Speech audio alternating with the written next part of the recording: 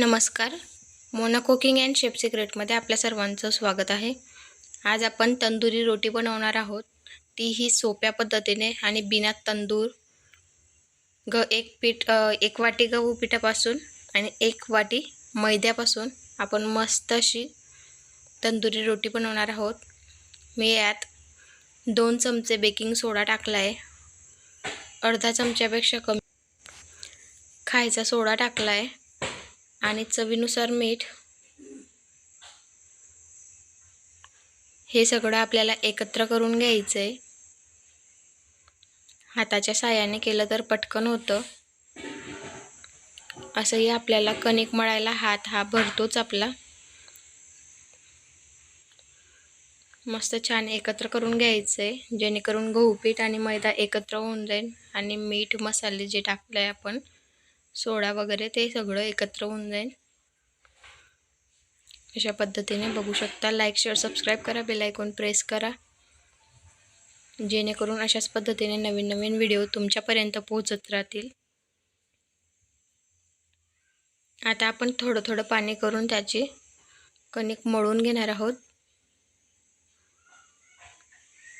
आपल्याला पोळीला जसं आपण भिजतो ना कणिक, त्यापेक्षा थोडीशी कडक भिजायची आहे. आणि त्याच्यात मैदा टाकला आहे म्हणून त्याच्यात ते रबरसारखं असं थोडासा तणाव असतो, त्याच्यामुळे ती थोडीशी सैल भिजली नाही जात, ती कडकच भिजली जाते. बघू शकता अशा पद्धतीने मस्त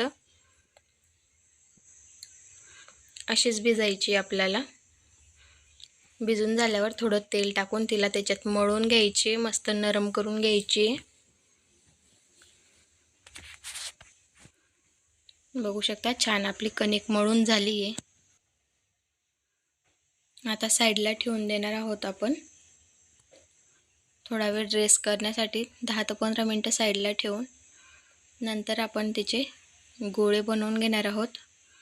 त्या गोळ्यालाही पाटावर आपल्याला नरम करून घ्यायचा आहे छान. थोडंसं पीठ लावून त्याला मस्त लाटून घेणार आहोत.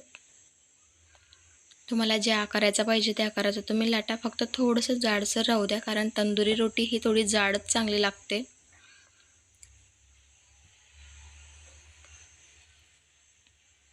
बघू शकता मस्त पटकन लाटली जाते. बघू शकता मी या आकाराच्या मस्त सगळ्या तंदुरी पोळ्या लाटून घेणार आहे. तंदुरी रोटीची रेसिपी खूप सोपी आहे. आपल्याकडे ते ढाब्यावाल्यांकडे जसं असतं तसं काही नाही आहे, म्हणून आपण कुकरमध्ये करणार आहोत तंदुरी रोटी. खूप सोपी रेसिपी आहे, एकदा नक्की ट्राय करा. जर का तुम्ही पूर्ण टिप्स फॉलो केल्या तर खूप छान बनवून तयार होईल. आपल्याला सगळ्या तंदुरी रोट्या अशाच पद्धतीने लाटून घ्यायच्या आहे. तुमच्याकडे कुकरमध्ये जेवढ्या मावतील तेवढ्या तुम्ही एका टायमाला लाटून त्याच्यात लावून द्या.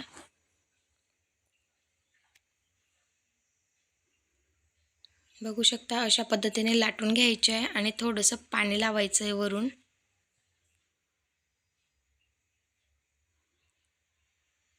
पाणी लावून आपल्याला कुकरला चिपकवायच्या आहे त्या.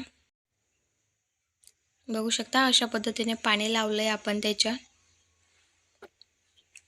आता कुकर गरम करून घ्यायचा. आधी गरम झालेल्या कुकरला आपण त्या तंदुरी पोळ्या चिपकवणार आहोत.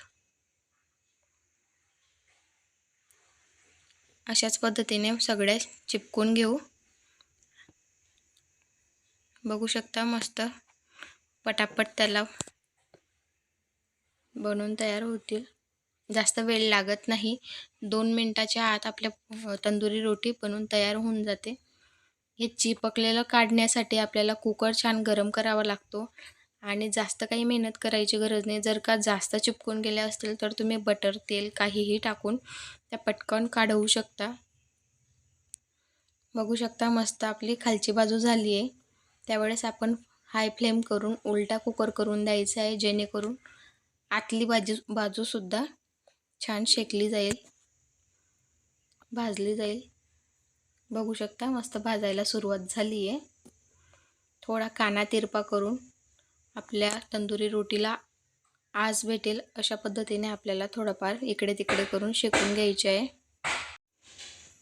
आता या स्टेजला आपल्याला त्याला बटर किंवा तूप लावून काढून घ्यायचे आहे. जर का अशाच निघत असतील तर काढून घ्यायचे आहे, नसतील निघत तर तुम्ही बटर तूप तुम्हाला जे आवडत असेल ते तुम्ही त्याला लावू शकता. तुम्ही उलटणीच्या साह्याने चाकूच्या साह्याने कशाही काढू शकता. जर का त्या आतल्या बाजूने व्यवस्थित भाजल्या गेल्या असतील तर पटकन निघतील आणि नसल्या भाजल्या गेल्या तर त्या चिपकून जातील, म्हणून काढताना जरा लक्ष ठेवायचं आहे. माझी तंदूर रोटी एक चिपकली होती, ती बघू शकता वरती ठेवली मी दाखवण्यासाठी, थोडीशी तुटली ती. बाकीच्या मस्त छान अशा खरपूस भाजून झालेल्या आहे. त्या गरम गरम खूप छान लागतात खायला. त्याच्यावर आपण बटर लावून घेऊ शकतो. मी बिना बटरच्याच त्यांना काढल्या होत्या म्हणून वरून बटर लावून मस्त परतून घेते. थँक्यू.